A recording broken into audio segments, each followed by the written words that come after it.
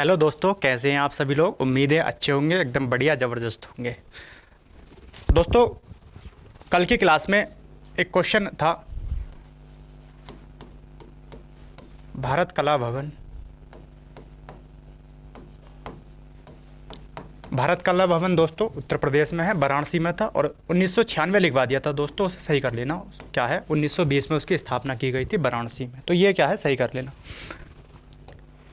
दोस्तों, आज हम बात करने वाले हैं भारतीय संविधान के महत्वपूर्ण अनुच्छेदों के बारे में, यानी जहां से उत्तर प्रदेश पुलिस में क्वेश्चन बनने की संभावना है या उत्तर प्रदेश पुलिस में पूछे गए क्वेश्चनों की बात करने वाले हैं। यानी जितने भी अनुच्छेदों से क्वेश्चन पूछे गए हैं उन सारे अनुच्छेदों को रखा गया है और आने वाले समय में जो क्वेश्चन बनने की संभावना है उन सारे अनुच्छेदों को हमने यहाँ पर रखा है। तो आज जो प्रमुख अनुच्छेद हैं भारतीय संविधान के, उनके बारे में हम बात करेंगे। चलिए दोस्तों, शुरू करते हैं। पहला क्वेश्चन है हमारा अनुच्छेद 1। अनुच्छेद 1 में दोस्तों क्या क्या प्रावधान किया गया है। अनुच्छेद 1 कहता है भारत अर्थात इंडिया। भारत अर्थात इंडिया क्या होगा दोस्तों, राज्यों का संघ होगा। क्या होगा दोस्तों, राज्यों का संघ होगा। यानी अगर हम अनुच्छेद 1 की बात करते हैं दोस्तों, तो अनुच्छेद 1 कहता है भारत अर्थात इंडिया राज्यों का संघ होगा। यानी अनुच्छेद 1 में भारत के दो नामों का उल्लेख मिलता है, एक तो भारत का उल्लेख मिलता है और दूसरा किसका, इंडिया का उल्लेख मिलता है। तो क्वेश्चन यहाँ से पूछा गया है दोस्तों, कई बार यहाँ से क्वेश्चन बना भी है कि भारतीय संविधान में भारत के कितने नामों का उल्लेख किया गया है। तो दो नामों का उल्लेख किया गया है, एक भारत और दूसरा क्या है, इंडिया। इंडिया की बात की गई है। राज्यों की अगर हम संघ की बात कर लेती है तो दोस्तों भारत का जो ये राज्यों का संघ है दोस्तों, इसमें क्या क्या शामिल है दोस्तों, इसमें कौन कौन से क्षेत्र शामिल है। एक तो हमारे राज्य शामिल है, राज्य की अगर हम बात कर लेते हैं राज्यों की दोस्तों, और दूसरा ये जो राज्यों का संघ है दोस्तों, इसमें क्या है, केंद्र शासित प्रदेश शामिल है। केंद्र शासित प्रदेश शामिल है दोस्तों इसमें। और तीसरा हमारा ऐसे क्षेत्र शामिल है जो दोस्तों जिन्हें भारत सरकार द्वारा अधिग्रहित किया जा सकता है। अधिग्रहित किया जा सकता है। यानी अगर हम बात करते हैं तो भारत क्या है, राज्यों का संघ है दोस्तों। अनुच्छेद 1 कहता है कि भारत अर्थात इंडिया क्या है, राज्यों का संघ है। यानी कि संघ का प्रावधान किया गया है, यूनियन की बात की गई है। और इस संघ के अंतर दोस्तों क्या है, राज्यों को शामिल किया गया है, केंद्र शासित प्रदेशों को शामिल किया गया है और ऐसे क्षेत्र जिन्हें क्या है भारत सरकार अधिकृत कर सकती है या किया जा सकता है। दोस्तों अगर हम राज्यों की बात करते हैं तो वर्तमान में कितने राज्य हैं। वर्तमान में भारत में 28 राज्य हैं। यदि हम केंद्र शासित प्रदेशों की बात करते हैं तो दोस्तों कितने हैं केंद्र शासित प्रदेश, 8 हमारे केंद्र शासित प्रदेश हैं। चलिए दोस्तों बढ़ते हैं अगले अनुच्छेद की तरफ। अनुच्छेद 3 की अगर हम बात करते हैं, अनुच्छेद 3 कहता है कि दोस्तों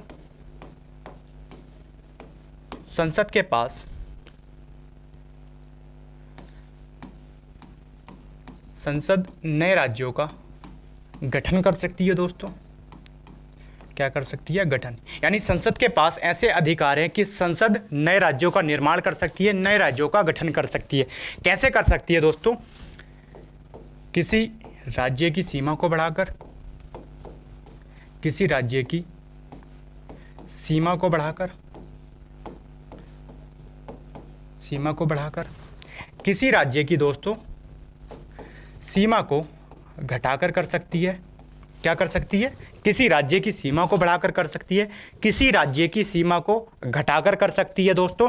तो अनुच्छेद 3 क्या कहता है, अनुच्छेद 3 कहता है कि संसद के पास ऐसे अधिकार है कि संसद चाहे तो नए राज्य का निर्माण कर सकती है, उसका गठन कर सकती है। नए राज्य का निर्माण किस तरह से कर सकती है दोस्तों, किसी राज्य की सीमा को बढ़ा सकती है, किसी राज्य की क्या है सीमा को घटा सकती है, दो राज्यों को एक साथ मिला सकती है या एक राज्य को क्या है दोस्तों अलग कर सकती है। इस तरह से क्या है संसद नए राज्य का गठन कर सकती है। अनुच्छेद 9 की बात करते हैं दोस्तों। अनुच्छेद 9 की बात करते हैं हम तो ये दोस्तों नागरिकता से संबंधित है। किससे, नागरिकता से संबंधित है। और नागरिकता का उल्लेख संविधान के किस भाग में कर दिया गया दोस्तों, भाग 2 में नागरिकता का प्रावधान किया गया। ये जो दोस्तों नागरिकता है ये कहाँ से ली गई है दोस्तों, ये ब्रिटेन के संविधान से इसको लिया गया है। कहाँ से लिया गया है, ब्रिटेन के संविधान से लिया गया। अगर हम अनुच्छेदों की बात करते हैं दोस्तों तो 5 से 11 तक नागरिकता का प्रावधान किया गया है। यानी अगर हम भारत में नागरिकता की बात करते हैं तो दोस्तों भारत में एकल नागरिकता का प्रावधान किया गया है। किसका? एकल नागरिकता का। और कहाँ से लिया गया है इस प्रावधान को दोस्तों? ब्रिटेन के संविधान से लिया गया है।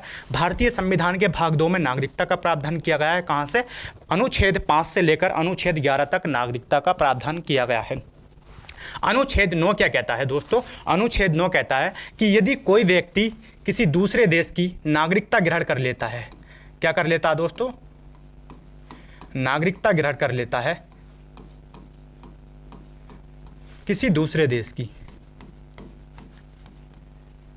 किसी दूसरे देश की, तो दोस्तों ऐसा व्यक्ति भारत का नागरिक नहीं माना जाएगा। यानी अगर कोई व्यक्ति किसी दूसरे देश की अपनी इच्छा से नागरिकता ग्रहण कर लेता है तो दोस्तों ऐसा व्यक्ति भारत का नागरिक नहीं माना जाएगा। इसका प्रावधान कहाँ किया गया है दोस्तों? अनुच्छेद 9 में इसका प्रावधान कर दिया गया है। अनुच्छेद 11 की बात करते हैं दोस्तों, तो अनुच्छेद 11 क्या कहता है? अनुच्छेद 11 कहता है कि नागरिकता के सभी विषयों पर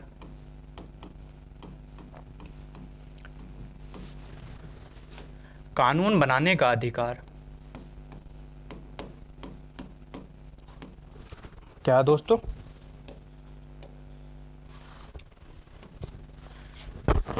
कानून बनाने का अधिकार किसके पास है दोस्तों? संसद के पास है। किसके पास है? संसद के पास है। यानी अगर हम अनुच्छेद 11 की बात करते हैं दोस्तों, तो अनुच्छेद 11 कहता है कि नागरिकता के सभी विषयों पर कानून बनाने का अधिकार किसके पास है? संसद के पास है। यानी अगर हम बात करते हैं तो नागरिकता किस सूची का विषय हो जाता है? नागरिकता संघ सूची का विषय हो जाता है दोस्तों। किसका? संघ सूची का विषय हो जाता है। संसद की अगर हम बात करते हैं तो दोस्तों संसद ने 1955 में नागरिकता अधिनियम क्या बनाया था दोस्तों? नागरिकता अधिनियम बनाया था। कब बनाया था ये दोस्तों? ये 1955 में बनाया गया था। यानी नागरिकता अधिनियम 1955 क्या है? नागरिकता प्राप्त करने के आधारों का उल्लेख करता है। और किसकी करता है? नागरिकता को त्याग करने का आधारों का उल्लेख करता है। ये जो नागरिकता अधिनियम 1955 है दोस्तों, 26 जनवरी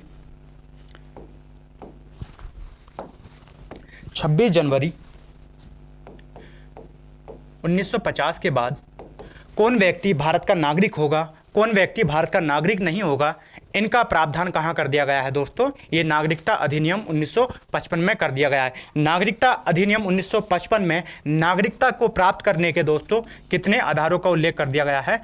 5 आधारों का उल्लेख कर दिया गया है। किसको? नागरिकता को प्राप्त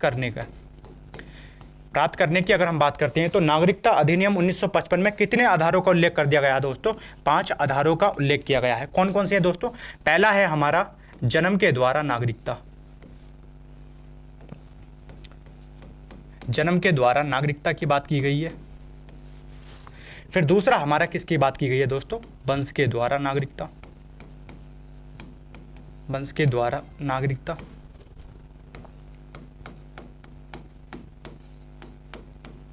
तीसरे की अगर हम बात कर लेते हैं तो दोस्तों पंजीकरण के द्वारा नागरिकता। किसके? पंजीकरण द्वारा नागरिकता। और चौथे की अगर हम बात कर लेते हैं तो देशीयकरण द्वारा नागरिकता। देशीयकरण द्वारा नागरिकता। और पांचवें की बात कर लेते हैं तो दोस्तों किसके? विलय के द्वारा नागरिकता। विलय द्वारा नागरिकता। किसके? विलय द्वारा नागरिकता की बात की गई है। यानी नागरिकता अधिनियम 1955 में नागरिकता को प्राप्त करने के 5 आधारों का उल्लेख कर दिया गया है। तो दोस्तों 26 जनवरी 1950 के बाद कौन व्यक्ति भारत का नागरिक होगा, कौन व्यक्ति भारत का नागरिक नहीं होगा, इसका प्रावधान कहां कर दिया गया है? नागरिकता अधिनियम 1955 में। और नागरिकता को प्राप्त करने के 5 आधारों का उल्लेख कर दिया गया है। एक तो हमारा जन्म के द्वारा नागरिकता प्राप्त की जा सकती है, दूसरा दोस्तों वंश के द्वारा नागरिकता प्राप्त की जा सकती है, तीसरा पंजीकरण रजिस्ट्रेशन के माध्यम से नागरिकता प्राप्त की जा सकती है, और चौथा आ जाएगा हमारा देशीयकरण के द्वारा नागरिकता प्राप्त की जा सकती है। पांचवें की अगर हम बात करते हैं तो दोस्तों विलय के द्वारा नागरिकता प्राप्त की जा सकती है। अगर हम नागरिकता की समाप्ति की बात कर लेते हैं दोस्तों, नागरिकता की समाप्ति की अगर हम बात कर लेते हैं तो नागरिकता अधिनियम में इसका भी क्या है? प्रावधान किया गया है। और कितने प्रकार से भारत की नागरिकता समाप्त की जा सकती है दोस्तों? 3 तरह से की जा सकती है। हमारा हो जाएगा दोस्तों, किसी नागरिक को क्या किया जा सकता है, बर्खास्त किया जा सकता है, नागरिकता से दोस्तों किया जा सकता है, वंचित किया जा सकता है, और तीसरा आ जाएगा दोस्तों, परित्याग कर सकता है। यानी कोई व्यक्ति क्या है, अपनी इच्छा से भारत की नागरिकता का क्या है, परित्याग कर सकता है। तो नागरिकता अधिनियम 1955 में 5 आधार नागरिकता को प्राप्त करने के बताए गए हैं, और 3 आधार क्या बताए गए दोस्तों, नागरिकता की समाप्ति के बताए गए हैं। अनुच्छेद 12 की बात करते हैं दोस्तों, किससे संबंधित है ये, मौलिक अधिकारों से। किससे, मौलिक अधिकारों से संबंधित है दोस्तों ये। मौलिक अधिकारों का प्रावधान दोस्तों भारतीय संविधान में कहाँ कर रखा है, भाग 3 में कर रखा है। कहाँ से कहाँ तक दोस्तों, अनुच्छेद अगर हम बात करते हैं तो 12 से 35 तक मौलिक अधिकारों का प्रावधान कर रखा है। भाग 3 को दोस्तों क्या कहा जाता है, भारतीय संविधान का मैग्ना कार्टा कहा जाता है। क्या कहा जाता है दोस्तों, मैग्ना कार्टा कहा जाता है। यानी मौलिक अधिकारों की बात करते हैं दोस्तों, तो मौलिक अधिकार कहाँ से लिए गए हैं दोस्तों, ये अमेरिका के संविधान से मौलिक अधिकारों के प्रावधानों को कहाँ से लिया गया है, अमेरिका के संविधान से लिया गया है। यानी मौलिक अधिकार दोस्तों राज्य पर बाध्यकारी होते हैं, और ये सकारात्मक और नकारात्मक दोनों प्रकृति के होते हैं। यानी मौलिक अधिकार राज्य पर बाध्यकारी भी हैं और सकारात्मक नकारात्मक प्रकृति के होते हैं। यानी अगर मौलिक अधिकारों का उल्लंघन होता है दोस्तों, तो आप सुप्रीम कोर्ट क्या है, जा सकते हैं। अनुच्छेद 12 क्या कहता है दोस्तों, अगर हम अनुच्छेद 12 की बात करते हैं तो किसकी परिभाषा की बात करता है, ये राज्य की परिभाषा की बात करता है दोस्तों। किसकी, राज्य की परिभाषा की बात करता है। और क्या कहता है कि ऐसी संस्था जिसे कानून बनाने और उसे लागू करने का अधिकार प्राप्त है, लागू करने का अधिकार प्राप्त है, तो वो दोस्तों क्या कहलाती है, हमारी राज्य कहलाती है। अधिकार प्राप्त है वो सारी की सारी क्या है, संस्थाएं, या वो क्या है, संस्था क्या कहलाती है, हमारी राज्य कहलाती है। जैसे एग्जाम्पल के तौर पर दोस्तों अगर हम देखते हैं तो संसद की बात कर लेते हैं, क्योंकि संसद दोस्तों कानून बनाती भी है और उसे लागू भी करती है। विधानमंडल की हम बात कर लेते हैं दोस्तों, किसकी बात कर लेते हैं, विधानमंडल की बात कर लेते हैं। या फिर निचले स्तर पर देखें तो हमारा नगर पालिकाएं हैं, ग्राम पंचायतों की हम बात कर लेते हैं। तो ये सारी के सारी किसके अंतर्गत आती हैं दोस्तों, ये आर्टिकल 12 के अंतर्गत क्या है, राज्य की परिभाषा को परिभाषित करती हैं। तो अनुच्छेद 12 दोस्तों क्या कहता है, राज्य की परिभाषा के बारे में क्या है, इसमें प्रावधान क्या कर दिया गया है। और राज्य की परिभाषा के अंतर्गत क्या आता है, हमारा ऐसी संस्थाएं दोस्तों जिसे कोई कानून बनाने और उसे लागू करने का अधिकार प्राप्त है, वो सारी की सारी किसके अंतर्गत आती हैं, राज्य के अंतर्गत आ जाती है। अनुच्छेद 14 की बात करते हैं तो दोस्तों इसमें क्या कहा गया है, मौलिक अधिकारों की बात कर रहे हैं इसमें। तो इसमें क्या प्रावधान किया गया है दोस्तों, विधि के समक्ष समानता,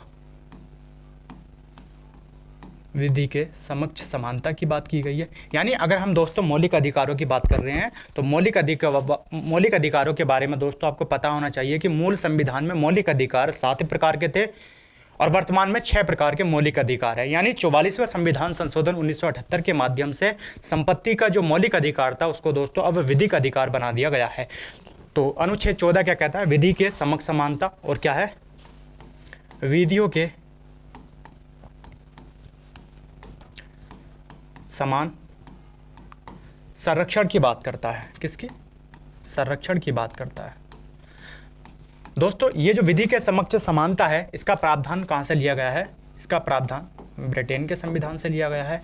जबकि विधियों के समान संरक्षण की बात करते हैं तो ये कहाँ से लिया गया है, ये अमेरिका के संविधान से लिया गया है। यानी अगर हम विधि के समक्ष समानता की बात करते हैं तो इसमें कहा गया है कि किसी भी परिस्थिति में सभी व्यक्तियों के साथ कानून को समान रूप से लागू किया जाएगा। यानी परिस्थितियां कैसी भी हों दोस्तों, लेकिन कानून को समान रूप से लागू किया जाएगा। इसीलिए कैसी है दोस्तों, ये क्या है, नकारात्मक अवधारणा। कैसी, नकारात्मक अवधारणा है। यानी इस तरह के क्या है, कानून लागू नहीं हो सकते। यानी किसी भी परिस्थिति में सभी व्यक्तियों के साथ कानून को आप समान रूप से लागू कर ही नहीं सकते।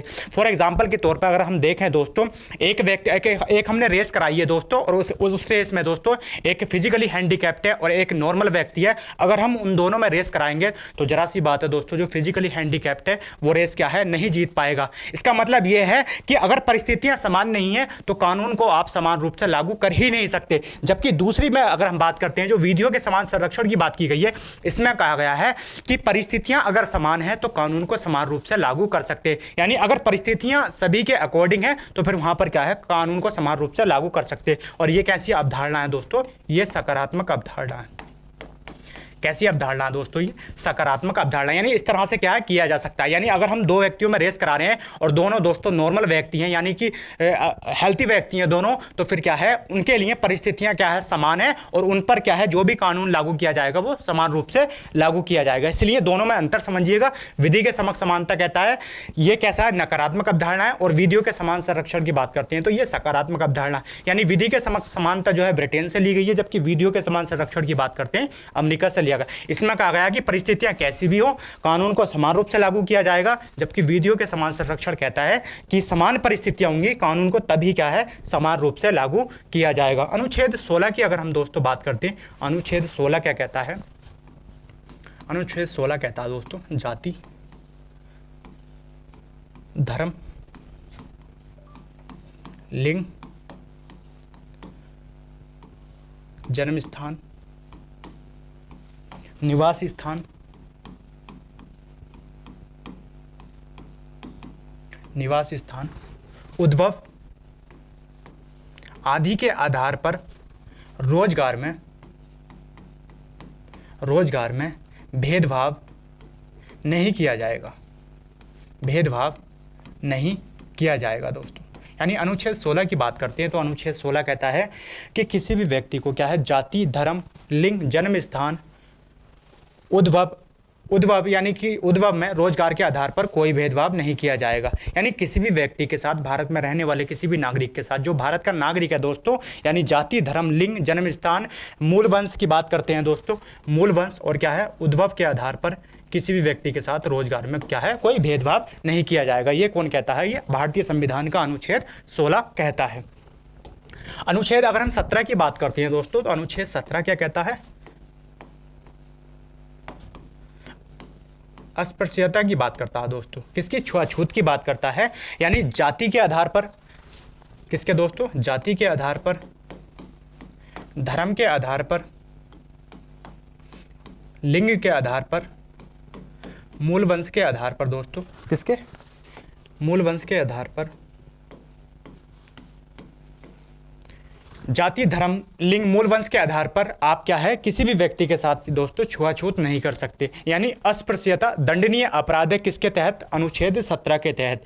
किसी भी व्यक्ति के क्या है, जाति, धर्म, लिंग, मूल वंश के आधार पर आप छुआछूत नहीं मानेंगे। ऐसा कौन कहता है दोस्तों, अनुच्छेद 17 कहता है। अनुच्छेद 18 की बात करते हैं, अनुच्छेद 18 क्या कहता है दोस्तों, अनुच्छेद 18 कहता है, इसकी बात करता है, ये उपाधियों के अंत की बात करता है। क्या है, उपाधियों के अंत की बात करता है। यानी ये कहता है दोस्तों कि राज्य उपाधि नहीं देगा, यानी राज्य किसी प्रकार की उपाधि नहीं दे सकता। हाँ, राज्य उपाधि दे सकता है, शिक्षा के क्षेत्र में दे सकता है, और क्या है, सेना के क्षेत्र में दे सकता है। यानी शैक्षणिक उपाधि दे सकता है और सैन्य उपाधि दे सकता है। अगर हम बात करते हैं दोस्तों सैन्य उपाधि क्या होती है, सैन्य उपाधि की अगर हम बात करते हैं तो दोस्तों चक्र दे सकता है। जैसे सैन्य चक्र की अगर हम बात करते हैं, सैन्य चक्र दे सकता है, परमवीर चक्र, इस तरह की क्या है, उपाधियां दे सकता है। जैसे शैक्षणिक की अगर हम बात करते हैं तो डॉक्टर की उपाधि दे सकता है, इंजीनियर की उपाधि दे सकता है, लॉयर की उपाधि दे सकता है। लेकिन ये जो दोस्तों उपाधि हैं ये राज्य दे सकता है, यानी सैन्य और शैक्षणिक उपाधि दे सकता है। लेकिन और जो उपाधियां जैसे भारत रत्न की बात करते हैं, ये जो सम्मान है दोस्तों, इस तरह की उपाधियां क्या है, राज्य नहीं दे सकता। ये जो भारत रत्न होता है दोस्तों, ये जो सम्मान होता है, ये जिस व्यक्ति को दिया जाता है वो व्यक्ति क्या है, अपने नाम के उपसर्ग और प्रत्यय के रूप में भी क्या है, इसका प्रयोग नहीं कर सकता। यानी अनुच्छेद 18 उपाधियों के अंत की बात करता है, किसी भी तरह की उपाधियों क्या है, वो उपाधि क्या है, नहीं दी जाएंगी। अनुच्छेद 21 की बात करते हैं दोस्तों, किसकी बात करता है, ये प्राण एवं दैहिक स्वतंत्रता की बात करता है। प्राण एवं दैहिक स्वतंत्रता की बात करता है। किसकी? प्राण एवं दैहिक स्वतंत्रता की। यानी अनुच्छेद 21 के तहत आत्महत्या का अधिकार दोस्तों मौलिक अधिकार नहीं है, बल्कि आत्महत्या का अधिकार दोस्तों, यानी आत्महत्या की बात करते हैं। आत्महत्या आईपीसी की धारा दोस्तों 309 के तहत क्या है? एक प्रकार का दंडनीय अपराध है। यानी अगर हम बात करें तो अनुच्छेद 21 प्राण एवं दैहिक स्वतंत्रता की बात करता है, और अनुच्छेद 21 के तहत आत्महत्या का अधिकार क्या है? मौलिक अधिकार नहीं माना गया है, बल्कि आईपीसी की धारा 309 के तहत आत्महत्या का अधिकार क्या है? एक प्रकार का दंडनीय अपराध है। क्या है दोस्तों? दंडनीय अपराध है। दंडनीय अपराध है। अनुच्छेद 21 की बात कर रहे हैं तो दोस्तों मूल संविधान का प्रावधान नहीं है, बल्कि इसको बाद में जोड़ा गया था। कब जोड़ा गया था दोस्तों? 21 के अगर हम का की बात कर लेते हैं इसको, 86वां संविधान संशोधन, 86वां संविधान संशोधन 2002 के तहत इसको जोड़ा गया था। इसमें क्या जोड़ा गया था दोस्तों? 6 से 14 वर्ष तक के बच्चों के लिए निःशुल्क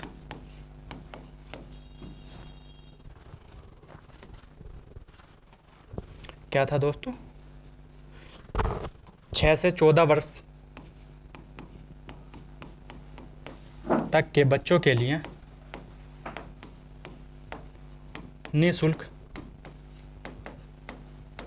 शिक्षा का प्रावधान, शिक्षा का प्रावधान की बात की गई है। यानी अनुच्छेद 21 का क्लाउज ए की बात करते हैं या का की बात कर लेते हैं। इसमें क्या कहा गया कि 6 से 14 वर्ष तक के बच्चों के लिए निःशुल्क और अनिवार्य शिक्षा का प्रावधान किया गया। यानी पहले ये दोस्तों मौलिक अधिकार नहीं था, लेकिन अब इसको क्या है? मौलिक अधिकार कर दिया गया है। कब की अगर हम बात करते हैं, यानी 86वां संविधान संशोधन 2002 के माध्यम से इसको क्या है? मौलिक अधिकार बना दिया गया है। शिक्षा के अधिकार अधिनियम की बात करते हैं दोस्तों। किसकी? शिक्षा के अधिकार अधिनियम की बात करती हैं। शिक्षा का अधिकार अधिनियम, अधिकार अधिनियम, अधिकार अधिनियम कब आया था दोस्तों? ये 2009 में इसको क्या है? 2009 में इसको पारित किया गया था, और ये 1 अप्रैल 2010 से क्या है? इसको लागू कर दिया। यानी शिक्षा का जो अधिकार अधिनियम है ये 2009 में इसको पारित किया गया था, और 2010 से क्या है? इसको लागू कर दिया गया था। ये मूल संविधान में नहीं था, इसको 86वें संविधान संशोधन के द्वारा क्या है?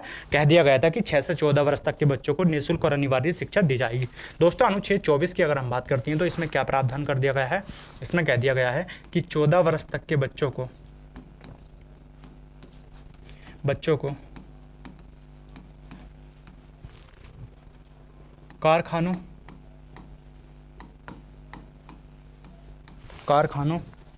और क्या है? खतरनाक रोजगार में नहीं लगाया जाएगा। यानी जो 14 वर्ष तक के बच्चे हैं दोस्तों, अनुच्छेद 24 के अनुसार उनको क्या है? ना तो कारखानों में रोजगार दिया जाएगा और ना ही खतरनाक रोजगारों में क्या है? उनको काम पर लगाया जाएगा। यानी उसकी पूरी तरह से क्या है? ये प्रतिबंध लगाता है। अनुच्छेद 24 की बात करते हैं तो ये दोस्तों शोषण के विरुद्ध जो अधिकार है उसके अंतर्गत इसको रखा गया है। अनुच्छेद 25 की बात करते हैं दोस्तों। अनुच्छेद 25 किसका प्रावधान करता है दोस्तों? धार्मिक स्वतंत्रता का प्रावधान करता है। किसका? धार्मिक स्वतंत्रता का प्रावधान करता है। धार्मिक स्वतंत्रता का प्रावधान करता है। यानी प्रत्येक व्यक्ति को अपने धर्म की दोस्तों क्या है? अपने धर्म का आचरण करना और क्या है? प्रचार व प्रसार करने की क्या है? प्रसार करने की दोस्तों क्या है? स्वतंत्रता है। यानी अनुच्छेद 25 की बात करते हैं तो प्रत्येक व्यक्ति के पास ऐसे अधिकार हैं कि वे अपने धर्म का आचरण कर सकता है, अपने धर्म का प्रचार कर सकता है और अपने धर्म का क्या है? प्रसार कर सकता है। दोस्तों अगर हम बात करते हैं केस की, तो एक केस है फादर स्टेनलास बनाम मध्य प्रदेश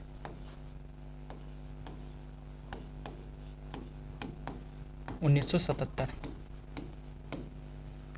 क्या है दोस्तों? ये 77 1977 में सुप्रीम कोर्ट के जजमेंट में कहा गया था कि अगर कोई व्यक्ति अपनी इच्छा से धर्म परिवर्तन करना चाहता है तो वह उसका मौलिक अधिकार है, लेकिन अगर किसी व्यक्ति से जबरदस्ती धर्म परिवर्तन करवाया जा रहा है तो वो क्या है, मौलिक अधिकार के अंतर्गत नहीं आता, यानी ऐसा कार्य क्या है, दंडनीय अपराध माना जाएगा। तो ये किस केस में कहा गया था, ये फादर स्टेनलास बनाम मध्य प्रदेश 1977 का मामला था। सुप्रीम कोर्ट ने अपने जजमेंट में इस बात को कहा कि अगर कोई व्यक्ति अपनी इच्छा से धर्म परिवर्तित करना चाहता है तो वह क्या है, इसका मौलिक अधिकार है। अनुच्छेद 29 की बात करते हैं दोस्तों। इसमें क्या प्रावधान किया गया है, यानी भारत में रहने वाले प्रत्येक व्यक्ति को अपनी भाषा, लिपि और क्या है दोस्तों, वेशभूषा बनाए रखने का अधिकार प्राप्त है। यानी भारत के किसी भी भूभाग में अगर आप रह रहे हैं तो आप अपनी भाषा बनाए रखेंगे, अपनी लिपि को बनाए रखने के पास आपके पास अधिकार है, और अपनी वेशभूषा, आपका जो पहनावा है उसको बनाए रखने का अधिकार है। यानी इसकी गारंटी कौन देता है, अनुच्छेद 29 इसकी क्या है, गारंटी देता है। अनुच्छेद 32 की बात करते हैं दोस्तों। अनुच्छेद 32 किसकी बात करता है दोस्तों, संवैधानिक उपचारों की बात करता है। किसकी बात करता है दोस्तों, संवैधानिक उपचारों की बात करता है। यानी अगर आपके मौलिक अधिकारों का उल्लंघन होता है, भारतीय संविधान का अनुच्छेद 32 ये कहता है कि यदि आपके मौलिक अधिकारों का उल्लंघन होता है तो अनुच्छेद 32 के अनुसार क्या है, आप सुप्रीम कोर्ट का दरवाजा खटखटा सकते हैं। यानी आप सुप्रीम कोर्ट के पास जा सकते हैं और सुप्रीम कोर्ट आपके अधिकारों को क्या है, लागू करवाएगा। ये अधिकार कौन देता है, हमारा अनुच्छेद 32 देता है। अनुच्छेद 32 के अकॉर्डिंग ही दोस्तों सुप्रीम कोर्ट क्या है, रिट जारी करता है। यानी रिट जारी करने का अधिकार किसके पास है, सुप्रीम कोर्ट के पास है। किस आर्टिकल के तहत रिट जारी करता है, अनुच्छेद 32 के तहत क्या है, रिट जारी करता है। अनुच्छेद 32 की बात करती है दोस्तों, इसको क्या है, हृदय और आत्मा कहा। क्या कहा था, इस आर्टिकल को भारतीय संविधान की हृदय और आत्मा किसने कहा था दोस्तों, भीमराव अंबेडकर ने। किसने कहा था, भीमराव अंबेडकर की हम बात कर लेते हैं। ये जो दोस्तों भीमराव अंबेडकर हैं, ये भारतीय संविधान के जनक और जननीवी क्या है, किसको कहा जाता है, डॉक्टर भीमराव अंबेडकर को कहा जाता है। 35 की अगर हम बात कर लेते हैं दोस्तों, अनुच्छेद 35 क्या कहता है, अनुच्छेद 35 कहता है कि मौलिक अधिकारों के, किसके, मौलिक अधिकारों के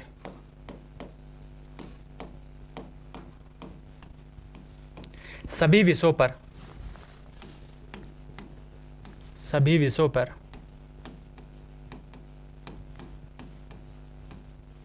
कानून बनाने का अधिकार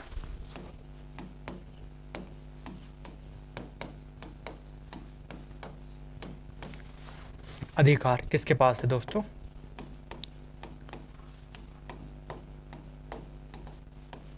यानी कि मौलिक अधिकारों के सभी विषयों पर कानून बनाने का अधिकार दोस्तों किसके पास है, संसद के पास है। यानी संसद के पास ऐसे अधिकार हैं कि मौलिक अधिकार में अगर मौलिक अधिकारों को घटाना है दोस्तों, मौलिक अधिकारों को बढ़ाना है, तो ये सारे अधिकार किसके पास है, भारत की संसद के अधिकार, भारत की संसद के क्या है, पास है। अनुच्छेद 35 इसी बात का प्रावधान करता है कि मौलिक अधिकार में किसी प्रकार का बदलाव करना है तो कौन कर सकती है दोस्तों, संसद कर सकती है। और कैसे बहुमत से करेगी, विशेष बहुमत से क्या है, मौलिक अधिकारों में परिवर्तन कर सकती है। अनुच्छेद 36 की बात करते हैं दोस्तों, ये किसके अंतर्गत आता, ये आता राज्य के नीति निर्देशक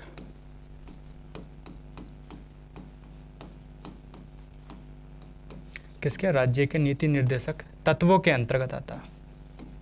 किसके, राज्य के नीति निर्देशक तत्वों की बात कर लेते हैं दोस्तों। राज्य के जो नीति निर्देशक तत्व हैं, इनका प्रावधान कहाँ किया गया है, भारतीय संविधान के भाग 4 में किया गया है। कहाँ पर, भाग 4 में किया गया है। अनुच्छेद की अगर हम बात कर लेते हैं दोस्तों, तो कहाँ से कहाँ तक था, 36 से 51 तक राज्य के नीति निर्देशक तत्वों का प्रावधान किया गया है। राज्य के नीति निर्देशक तत्वों को कहाँ के संविधान से लिया गया दोस्तों, आयरलैंड के संविधान से इनको लिया गया। कहाँ से, आयरलैंड के संविधान की अगर हम बात कर लेते हैं। यानी राज्य के नीति निर्देशक तत्वों का उल्लेख भारतीय संविधान के भाग 4 में किया गया है। अनुच्छेद 36 से 51 तक राज्य के नीति निर्देशक तत्वों का प्रावधान किया गया और कहाँ से लिया गया, आयरलैंड के संविधान से इन प्रावधानों को लिया गया। यानी राज्य के नीति निर्देशक तत्व राज्य को दिए गए सकारात्मक निर्देश होते हैं जिनका पालन नीति निर्माण में करने की अपेक्षा की गई है। और किससे की गई है दोस्तों, राज्य से ऐसी अपेक्षा की गई है कि राज्य नीति बनाते समय क्या है, ये जो राज्य के नीति निर्देशक तत्वों में जो भी प्रावधान किए गए, इन सारी प्रावधानों का क्या है दोस्तों, ख्याल रखें। अनुच्छेद 36 की बात करते हैं तो दोस्तों इसमें काय की परिभाषा की बात की गई है, राज्य की परिभाषा की प्रावधान कर दिया गया है। राज्य की परिभाषा का प्रावधान कहाँ किया गया दोस्तों?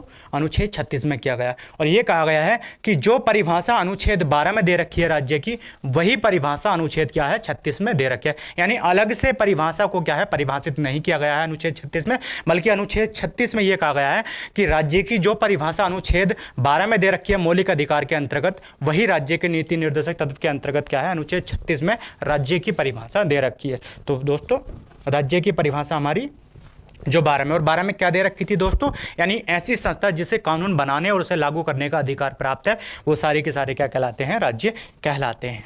अनुच्छेद 39 के अगर का की बात कर लेती है तो दोस्तों इसमें क्या प्रावधान किया गया है? इसमें कहा गया है कि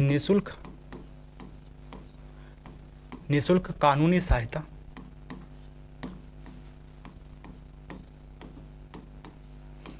सहायता और क्या दोस्तों?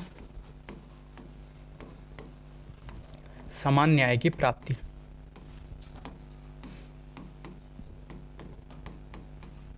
किसकी बात करता है? समान न्याय की प्राप्ति की बात करता है। यानी कि प्रत्येक व्यक्ति भारत में रहने वाले प्रत्येक नागरिक को क्या है निःशुल्क कानूनी सहायता दी जाएगी और क्या है समान न्याय की प्राप्ति होगी। मूल संविधान का पार्ट नहीं था दोस्तों ये 39 के का की अगर हम बात करते हैं तो ये क्या है मूल संविधान का पार्ट नहीं था, बल्कि इसको जोड़ा गया था बाद में। कौन से संविधान संशोधन के द्वारा? 42वां संविधान संशोधन 1976 के माध्यम से इस प्रावधान को जोड़ा गया था। और क्या कहा गया था कि निःशुल्क सहायता दी जाएगी और समान न्याय की क्या है प्राप्ति होगी। अनुच्छेद 40 की बात करते हैं दोस्तों। अनुच्छेद 40 में क्या प्रावधान कर रखा है? पंचायतों का प्रावधान कर रखा है। किसका दोस्तों? पंचायतों का। यानी कि पंचायतों के गठन की बात की गई है और उनके क्या है सशक्तिकरण की बात कहाँ पर की गई है? अनुच्छेद 40 में इसका प्रावधान कर दिया गया है। अनुच्छेद 44 की बात करते हैं दोस्तों। किसका प्रावधान किया गया अनुच्छेद 44 में? अनुच्छेद 44 में समान नागरिक संहिता का प्रावधान कर रखा है। किसका? समान नागरिक संहिता का प्रावधान कर रखा है। और दोस्तों अगर हम बात करते हैं तो पहला राज्य कौन सा है जहां पर क्या है समान नागरिकता संहिता क्या है लागू की गई थी? तो दोस्तों गोवा की अगर हम बात करते हैं तो दोस्तों पुर्तगालियों के समय क्या है गोवा में समान नागरिक संहिता को लागू किया गया था। जबकि स्वतंत्र भारत का पहले राज्य की बात कर लेते हैं तो दोस्तों कौन बन गया है? उत्तराखंड पहला राज्य बन गया है स्वतंत्र भारत का जहां पर क्या है यूनिफॉर्म सिविल कोड को लागू किया गया है। तो ये भी आप ध्यान में रखना कि अनुच्छेद 44 में क्या प्रावधान कर रखा है दोस्तों? अनुच्छेद 44 में हमारा समान नागरिक संहिता का प्रावधान कर रखा है। 51 में कहा गया है, 51 में क्या प्रावधान कर रखा है दोस्तों?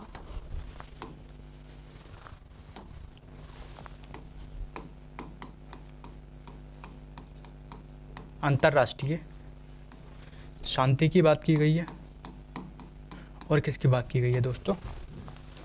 सुरक्षा की बात की गई है और समझौते की बात की गई है।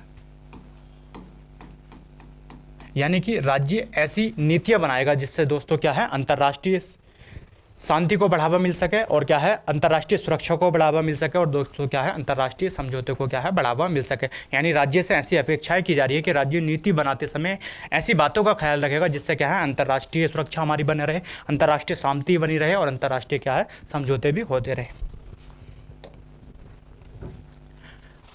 अनुच्छेद 51 के का की बात कर लेती हैं दोस्तों। ये मूल संविधान का पार्ट नहीं था बल्कि इसको क्या है जोड़ा गया था। कौन से संविधान संशोधन के द्वारा? 42वां संविधान संशोधन 1976 के माध्यम से। ये जो 42वां संविधान संशोधन है दोस्तों ये सरदार सरोवर सिंह समिति की सिफारिशों पर किया गया था। कब? 1976 में इसको किया गया था। 51 के का की अगर हम बात कर लेते हैं दोस्तों तो इसमें क्या प्रावधान कर दिया गया है? इसमें मौलिक कर्तव्यों का प्रावधान किया गया है। किसका? मौलिक कर्तव्यों की अगर हम बात कर लेते हैं, मौलिक कर्तव्यों का प्रावधान कहाँ किया गया? 51 के का की बात कर लेते। चूंकि दोस्तों ये मूल संविधान का पार्ट नहीं था तो इसको 42वां संविधान संशोधन 1976 के माध्यम से जोड़ा गया था। और इसके माध्यम से दोस्तों कौन सा भाग जोड़ा गया था अगर हम बात करते हैं तो 4 के अगर हम का की बात कर लेते हैं तो ये भाग क्या है 42वें संविधान संशोधन के माध्यम से इसको जोड़ा गया था। दोस्तों कई बार ये पूछा गया था कि मूल संविधान में कितने मौलिक कर्तव्य थे, तो चूंकि दोस्तों इसको बाद में जोड़ा गया था इसका मतलब यह है कि मूल संविधान में एक भी मौलिक कर्तव्य नहीं था, बल्कि 42वां संविधान संशोधन 1976 के माध्यम से भारतीय संविधान में एक नया भाग 4 का और एक नया अनुच्छेद 51 का जोड़ा गया था, जिसमें क्या है, मौलिक कर्तव्यों का प्रावधान किया गया। दोस्तों ये जो मौलिक कर्तव्यों का प्रावधान है, ये किस देश के संविधान से लिया गया है दोस्तों?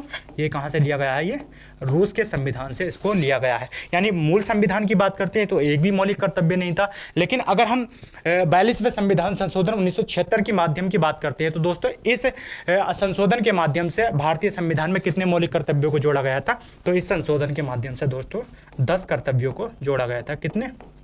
10 मौलिक कर्तव्यों को दोस्तों क्या है, जोड़ दिया गया था। लेकिन अगर पूछा जाए कि वर्तमान संविधान में कितने मौलिक कर्तव्य हैं, तो दोस्तों वर्तमान संविधान की अगर हम बात करते हैं, वर्तमान संविधान की बात करते हैं दोस्तों, तो वर्तमान संविधान में कितने मौलिक कर्तव्य हैं? हमारे 11 मौलिक कर्तव्य हैं। कितने हैं दोस्तों? 11 मौलिक कर्तव्य हैं। ये जो 11वां मौलिक कर्तव्य है दोस्तों, इसको कब जोड़ा गया था? इसको 86वां संविधान संशोधन 2002 के माध्यम से जोड़ा गया था। और क्या कहा गया था दोस्तों कि 6 से 14 वर्ष तक के बच्चों के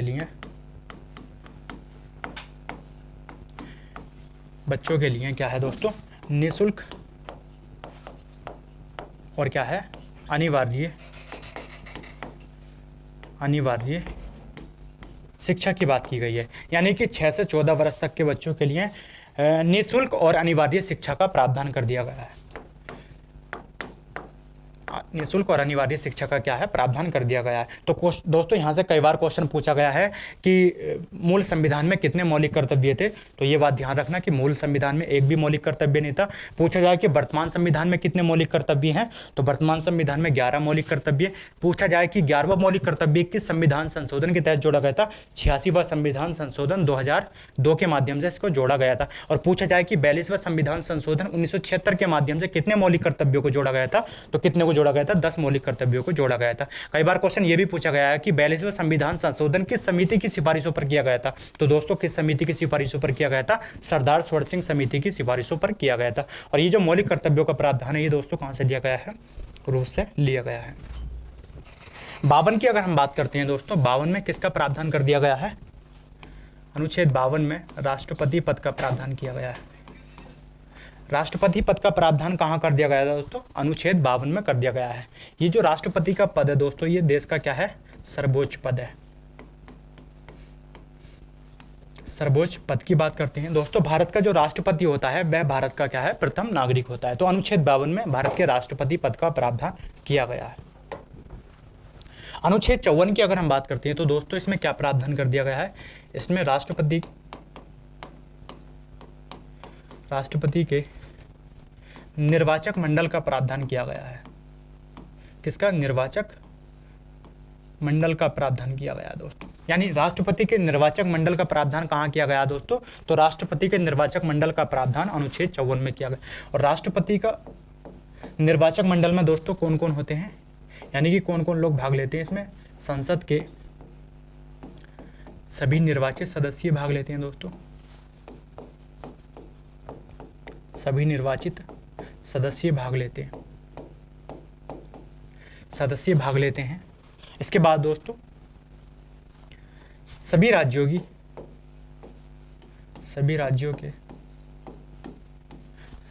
की विधानसभाओं के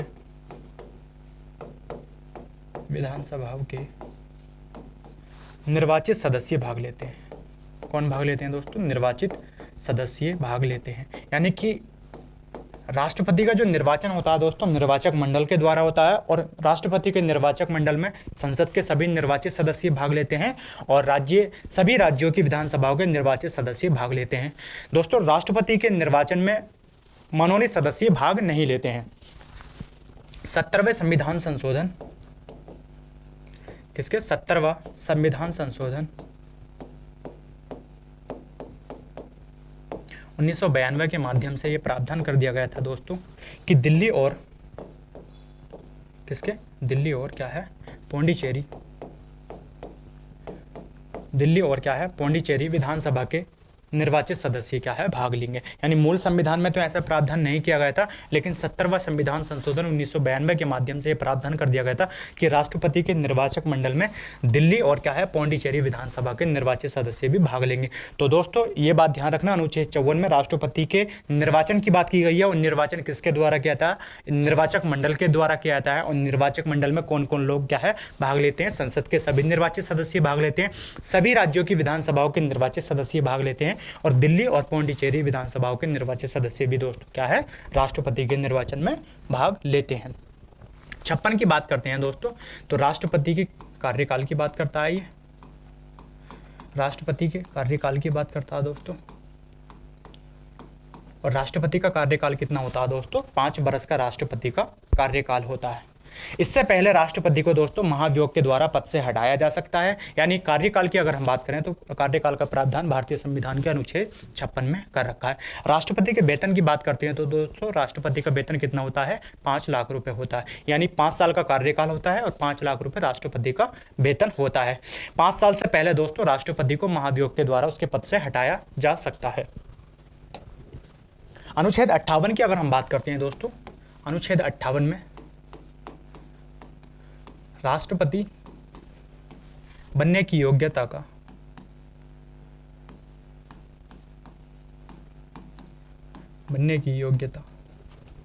योग्यताओं का प्रावधान कर रखा है। यानी अगर हम बात करें दोस्तों तो राष्ट्रपति बनने के लिए क्या क्या योग्यताएं होनी चाहिए। पहला क्या है, भारत का नागरिक होना चाहिए दोस्तों। क्या होना चाहिए, भारत का नागरिक होना चाहिए। इसके बाद दोस्तों क्या है, न्यूनतम आयु कितनी होनी चाहिए दोस्तों, 35 वर्ष होनी चाहिए। यानी अधिकतम आयु का उल्लेख कहीं पर नहीं किया गया, बल्कि न्यूनतम आयु की बात करते हैं। तो दोस्तों अनुच्छेद 58 में कहा गया कि न्यूनतम आयु क्या है राष्ट्रपति बनने के लिए कितनी होनी चाहिए, 35 वर्ष होनी चाहिए, बल्कि अधिकतम आयु का कहीं भी कोई उल्लेख नहीं मिलता है। इसके बाद दोस्तों कहा गया है कि लोकसभा का सदस्य बनने की योग्यता रखता हो। यानी अगर हम बात करते हैं तो भारत का नागरिक होना चाहिए, न्यूनतम आयु 35 वर्ष होनी चाहिए, लोकसभा का सदस्य बनने की योग्यता रखता हो। चौथा अगर हम बात कर लेते हैं तो लाभ का पद धारण ना करता हो,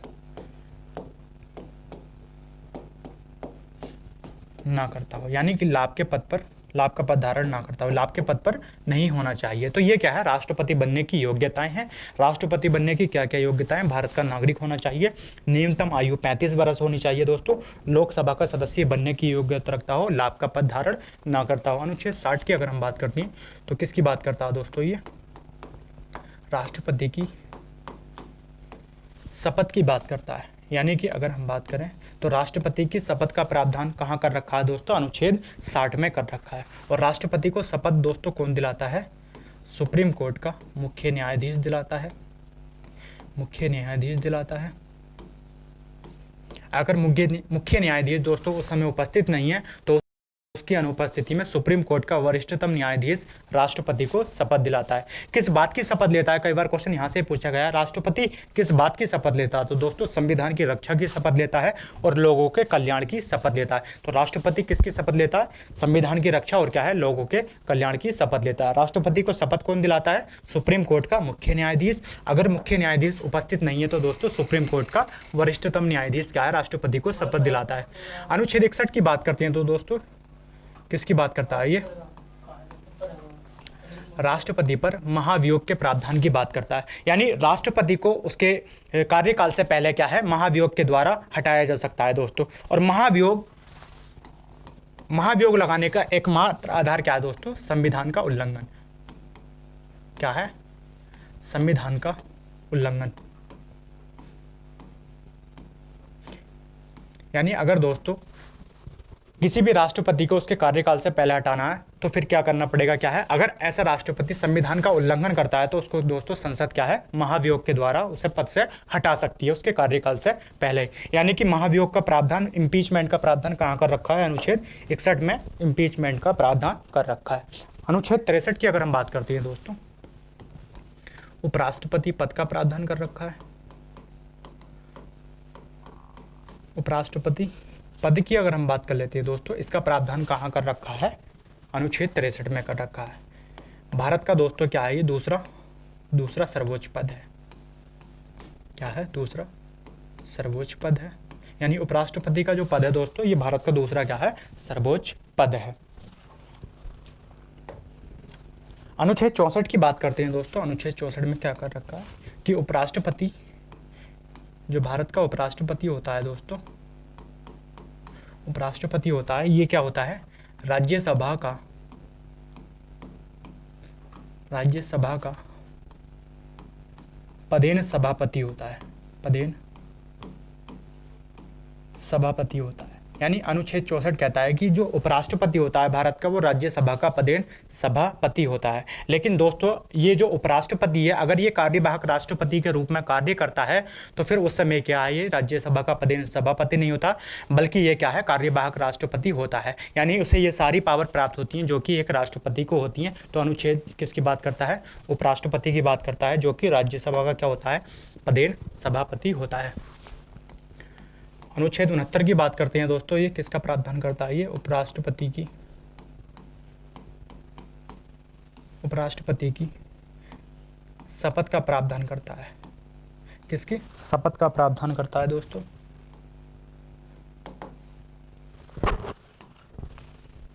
शपथ का प्रावधान करता है। यानी कि जो भारत का उपराष्ट्रपति होता है दोस्तों, उसको शपथ कौन दिलाता है? उसको भारत का राष्ट्रपति शपथ दिलाता है। कौन दिलाता है दोस्तों? भारत का राष्ट्रपति उपराष्ट्रपति को शपथ दिलाता है। अनुच्छेद 74 की बात करते हैं दोस्तों। अनुच्छेद 74 में क्या कहा गया है? राष्ट्रपति को, यानी अगर हम अनुच्छेद 74 की बात करते हैं, इसमें मंत्रिपरिषद का उल्लेख मिलता है। किसका? मंत्रिपरिषद का उल्लेख मिलता है दोस्तों। किसका? मंत्रिपरिषद की हम बात कर लेते हैं। और क्या कहा गया है कि राष्ट्रपति को सलाह देने के लिए एक मंत्रिपरिषद होगी और जिसका प्रमुख क्या होगा दोस्तों? भारत का प्रधानमंत्री होता है। 42वें संविधान संशोधन,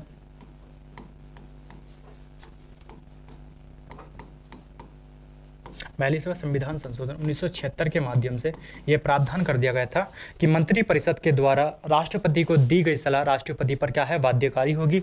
लेकिन 44वां संविधान संशोधन किया गया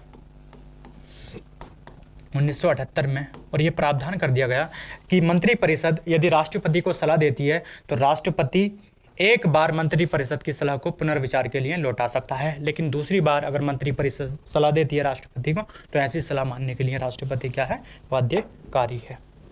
अनुच्छेद 75 की बात करते हैं दोस्तों। अनुच्छेद 75 में कहा गया है कि लोकसभा में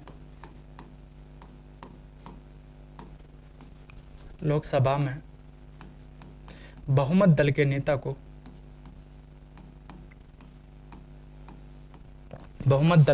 को राष्ट्रपति प्रधानमंत्री नियुक्त करेगा।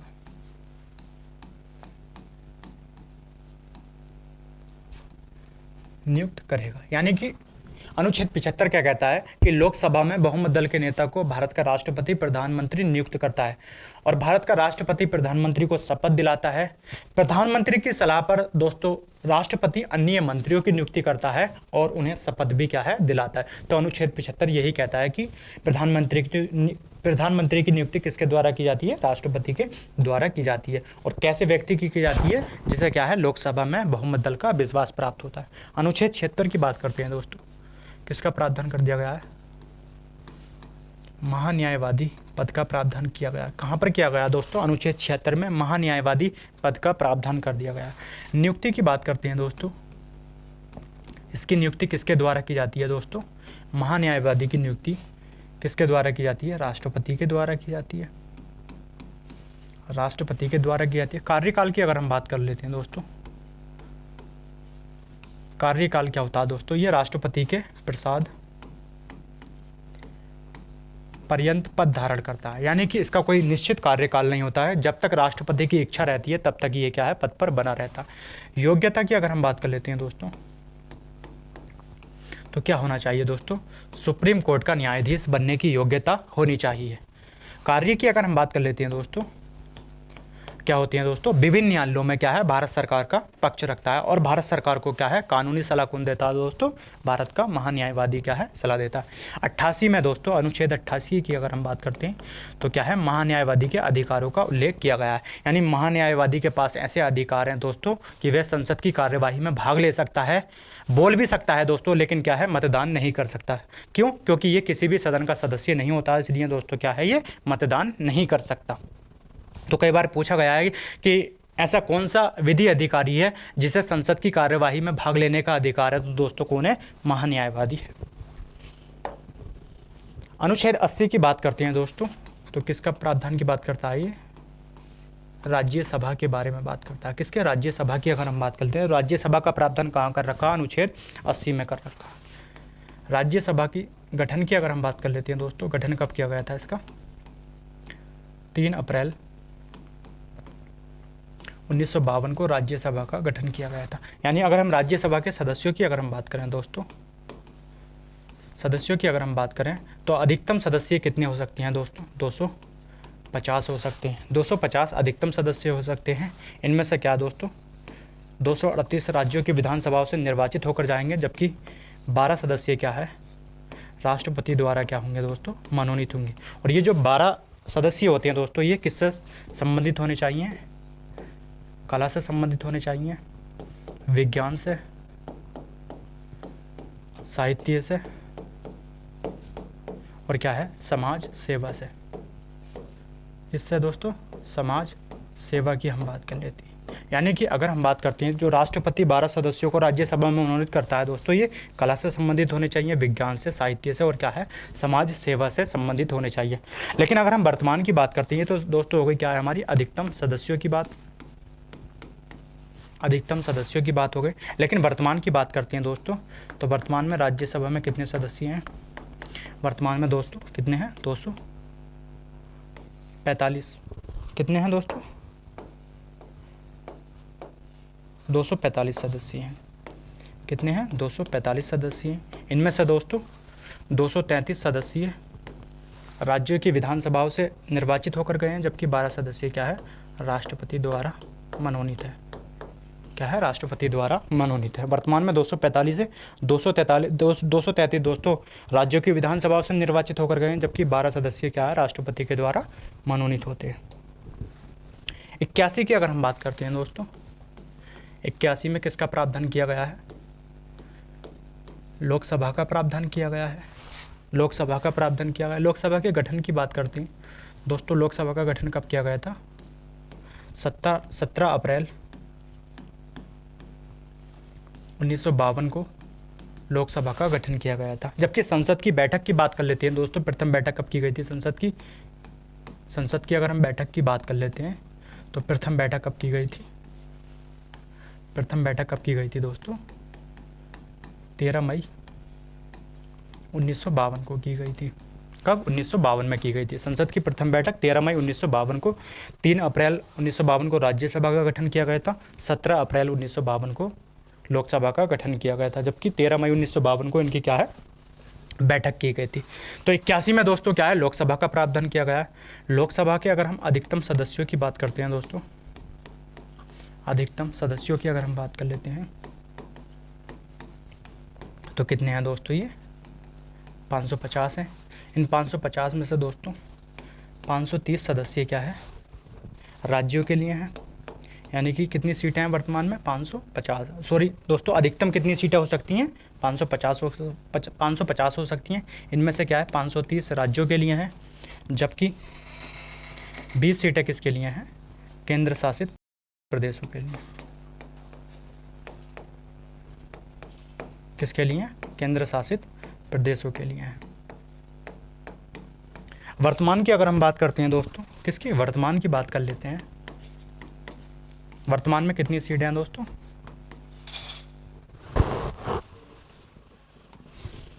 कितनी सीटें हैं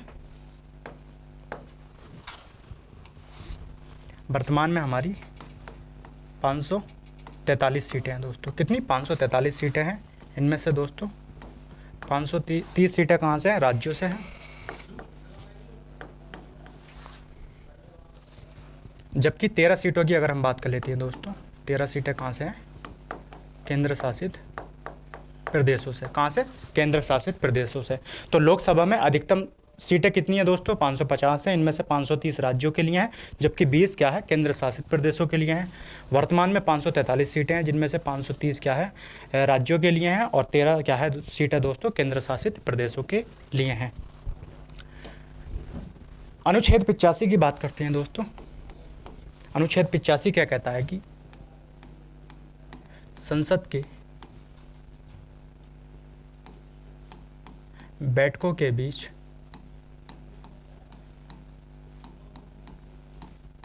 अंतराल की बात करता है दोस्तों, यानी कि संसद की बैठकों के अंतराल की बात करता है। अनुच्छेद 85 क्या कहता है कि संसद की एक साल में कम से कम 2 बैठकें होनी चाहिए, यानी अधिकतम अंतर संसद की जो सत्र है दोस्तों, उसमें अधिकतम अंतर कितना हो सकता है? 6 महीने का हो सकता है। इसका मतलब यह है कि साल में कम से कम 2 बैठकें क्या है? संसद की अनिवार्य रूप से होनी चाहिए। तो 85 में क्या है? अंतराल की बात करता है, बैठकों में अंतराल की। 88 की बात करते हैं दोस्तों। किसकी बात करता है ये?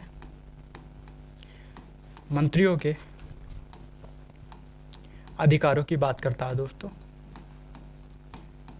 मंत्रियों की बात करें या मंत्री परिषद के सदस्यों की बात करें, इनके अधिकारों की बात करता है दोस्तों। ये जो मंत्री परिषद के सदस्य होते हैं दोस्तों, ये संसद की किसी भी बैठक में भाग ले सकते हैं, यानी कि राज्यसभा की बैठक में भी भाग ले सकते हैं और लोकसभा की बैठक में भी भाग ले सकते हैं। इनके पास ऐसे अधिकार है, लेकिन मतदान उसी सदन में करेंगे जिस सदन के क्या है? सदस्य होंगे। अगर कोई व्यक्ति दोस्तों मंत्री परिषद का सदस्य और वो राज्यसभा का सदस्य है, तो वो लोकसभा में क्या है? मतदान नहीं कर सकता। हालांकि लोकसभा की बैठकों में भाग ले सकता है, बोल सकता है, लेकिन मतदान किस सदन में करेगा? जिस सदन का वह सदस्य होगा। तो उनके अधिकारों का उल्लेख कहाँ कर रखा है? 88 में कर रखा है।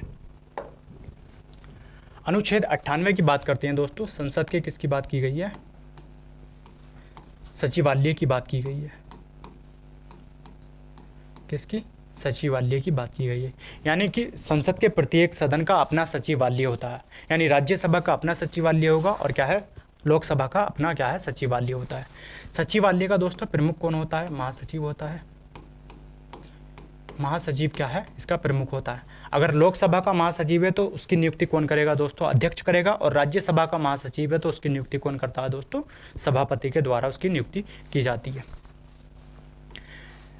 महासचिव की योग्यता की अगर हम बात कर लेते हैं दोस्तों, तो क्या होनी चाहिए? वो संघ लोक सेवा का सदस्य होना चाहिए। संघ लोक सेवा का क्या होना चाहिए दोस्तों?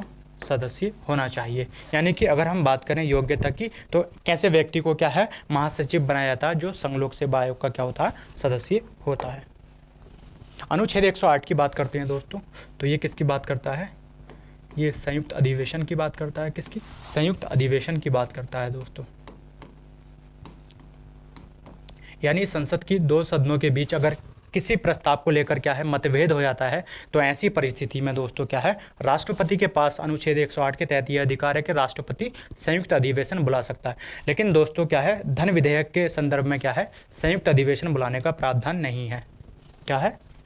ये जो संयुक्त अधिवेशन होता है दोस्तों, इसकी अध्यक्षता किसके द्वारा की जाती है? किसके द्वारा? लोकसभा अध्यक्ष के द्वारा। यानी संयुक्त अधिवेशन की अध्यक्षता कौन करता है दोस्तों? लोकसभा का अध्यक्ष करता है। अगर लोकसभा का अध्यक्ष उपस्थित नहीं है उस समय दोस्तों, तो लोकसभा का उपाध्यक्ष कर सकता है, और लोकसभा का उपाध्यक्ष भी उस समय उपस्थित नहीं है तो क्या है? राज्यसभा का उपसभापति करेगा दोस्तों। यानी राज्यसभा का उपसभापति क्या है? संयुक्त अधिवेशन की अध्यक्षता करेगा। बल्कि राज्यसभा का जो सभापति होता है उसके पास ऐसे अधिकार नहीं होते हैं कि वह संयुक्त अधिवेशन की अध्यक्षता करे। क्यों? क्योंकि दोस्तों वह किसी भी सदन का सदस्य नहीं होता है, इसलिए सभापति को ऐसे अधिकार प्राप्त नहीं है। अनुच्छेद अगर हम 109 की बात करते हैं तो दोस्तों किसकी बात करता है? धन विधेयक की विधायी प्रक्रिया की बात करता है। किसकी? विधायी प्रक्रिया की बात करता है। और अनुच्छेद अगर 110 की बात करते हैं तो ये किसकी बात करता है दोस्तों? ये धन विधेयक की बात करता है। यानी कि अनुच्छेद 110 में क्या है? धन विधेयक का प्रावधान किया गया है। और धन विधेयक कहते किसे हैं दोस्तों? इसकी परिभाषा का उल्लेख कहाँ कर रखा? अनुच्छेद 110 में कर रखा। यानी कोई नया कर लगाना है या किसी कर को समाप्त करना है, या भारत सरकार पैसा किसी से उधार ले रही है तो उसके संदर्भ में क्या लाया जाता है दोस्तों, धन विधेयक लाया जाता है। यानी धन विधेयक राष्ट्रपति की सहमति के बाद ही लोकसभा में लाया जाता है। धन विधेयक को राज्यसभा में नहीं लाया जाता, बल्कि क्या है, लोकसभा में ही लाया जा सकता है। और ये प्रमाणित कौन करता है कि ये धन विधेयक है या नहीं, इसे लोकसभा का अध्यक्ष करेगा। धन विधेयक के संदर्भ में दोस्तों विधायी प्रक्रिया की बात कर लेते हैं तो 109 में इसका प्रावधान कर रखा है। धन विधेयक लोकसभा में लाया जाएगा, राष्ट्रपति की अनुमति के बाद ही धन विधेयक लोकसभा में लाया जाता है। लोकसभा का अध्यक्ष प्रमाणित करेगा कि धन विधेयक है या नहीं है।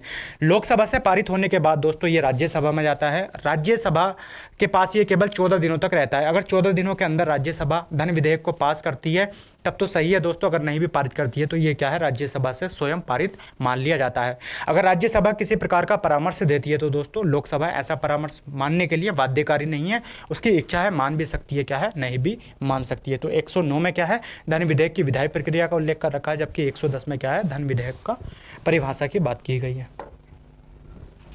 111 की बात करते हैं। 111 में कहा गया है दोस्तों कि कोई भी विधेयक जब संसद से पारित होकर आता है दोस्तों, यानी कोई भी विधेयक जब संसद से पारित होकर आएगा दोस्तों, तो राष्ट्रपति के पास निम्नलिखित अधिकार होते हैं। क्या क्या होते हैं? अनुमति दे सकता है दोस्तों, अनुमति दे सकता है,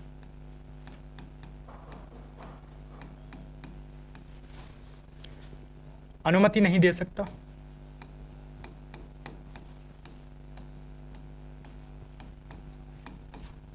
अनुमति नहीं दे सकता,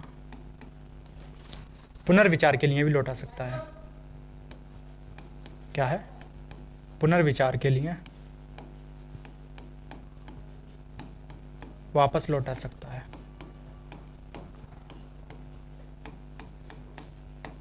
वापस लौटा सकता है। यानी कि जब भी कोई विधेयक दोस्तों, जब भी कोई विधेयक संसद से पारित होकर आता है तो राष्ट्रपति के पास निम्नलिखित अधिकार होते हैं कि अनुमति दे सकता है ऐसे विधेयक को, अनुमति नहीं भी दे सकता, या फिर क्या है, संसद को पुनर्विचार के लिए लौटा सकता है। लेकिन संसद पुनर्विचार करने के पश्चात अगर दोबारा राष्ट्रपति के पास भेजती है तो राष्ट्रपति क्या है, उस पर अनुमति दे सकता है, या फिर क्या है, वीटो पावर का प्रयोग करके क्या है, उसे अपने पास रख सकता है। अनुच्छेद 112 की अगर हम बात करते हैं दोस्तों, तो इसमें किसका प्रावधान किया गया है? वित्तीय वार्षिक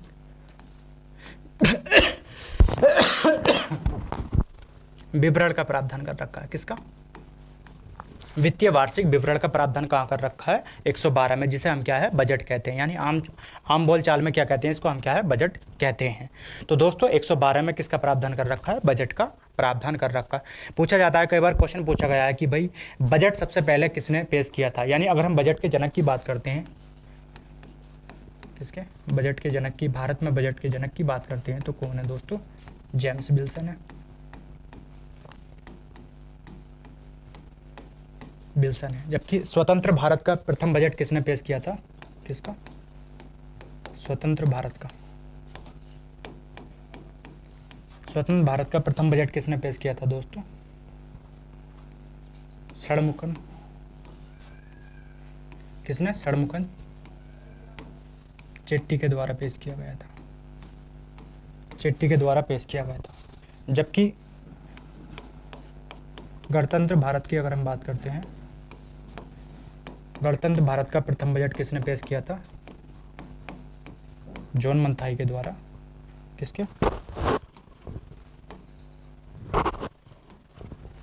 जॉन मंथाई के द्वारा पेश किया गया था। किसके द्वारा दोस्तों? जॉन मंथाई के द्वारा क्या है, पेश किया गया था। तो चलिए दोस्तों, मिलते हैं अगली वीडियो।